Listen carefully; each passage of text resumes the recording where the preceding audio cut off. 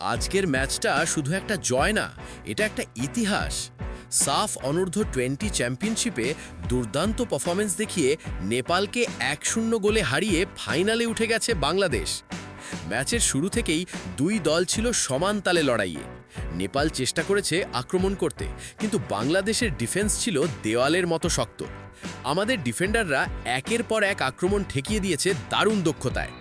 প্রথমার্ধে গোল না হলেও দ্বিতীয়ার্ধে ম্যাচের মোড় ঘুরে যায়। বাংলাদেশের একজন তরুণ তারকার অসাধারণ ফিনিশিংয়ে আসে সেই কাঙ্ক্ষিত গোল। সেই একটাই গোল আজকের ম্যাচের পার্থক্য গড়ে দেয়।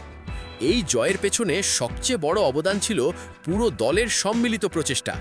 মিডফিল্ড থেকে আক্রমণ আর ডিফেন্স থেকে গোলকিপিং, সব জায়গায় ছিল শৃঙ্খলা আর আত্মবিশ্বাস। গ্যালারিতে থাকা সমর্থকদের উচ্ছ্বাস ছিল দেখার মতো। পুরো দেশ যেন একসাথে এই জয় উদযাপন করেছে।